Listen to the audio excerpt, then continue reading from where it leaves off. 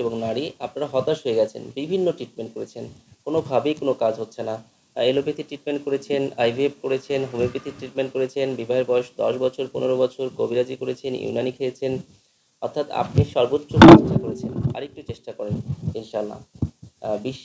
বিশেষ করে যারা অ্যাজোস্পার্মিয়ায় ভুগছেন তারা তো মানসিকভাবে ভেঙেই পড়েছেন, অলিগোস্পার্মিয়া ভুগছেন তারাও মানসিকভাবে ভেঙে পড়েছেন, অথবা যে সকল নারীদের টিউবের সমস্যা রয়েছে, অথবা তাদের জরায়ুতে কোনো ধরনের প্রবলেম ছিল, অথবা তাদের কোনো সমস্যা নেই কিন্তু বাচ্চা আর হচ্ছে না, সংসার ভেঙে যাওয়ার উপক্রম, বা অনেকের সংসার ভেঙেও যাচ্ছে, তো সেটা আলাদা ব্যাপার।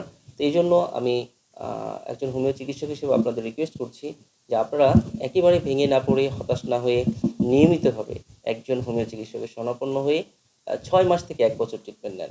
দেখেন অনেক ট্রিটমেন্ট করেছেন, আর হোমিওপ্যাথিতে এসে আমরা ধৈর্য ধারণ করি না, একটু ধৈর্য ধারণ করে হোমিওপ্যাথি চিকিৎসা নেন। অ্যাজোস্পার্মিয়াতে ডেফিনেটলি কিছু মেডিসিন হোমিওপ্যাথিতে রয়েছে যেগুলোর জন্য দারুণ কাজ করে, এবং সম্ভাবনা রয়েছে, খুবই সম্ভাবনা রয়েছে যে আপনার অ্যাজোস্পার্মিয়া ভালো হবে ইনশাল্লাহ, যদি আপনার সঠিক পজিশন, সঠিক লক্ষণ বের করে, সঠিক ওষুধ নির্বাচন করে আপনাকে নিয়মিতভাবে সঠিক পদ্ধতিতে সেবন করানো যায়। তো এই জন্য আবারও আহ্বান জানাচ্ছি যে আপনারা হোমিও চিকিৎসা নিয়ে তারপরে আপনারা অন্য চিন্তা করবেন ইনশাল্লাহ। তো সবাই ভালো থাকবেন, সুস্থ থাকবেন।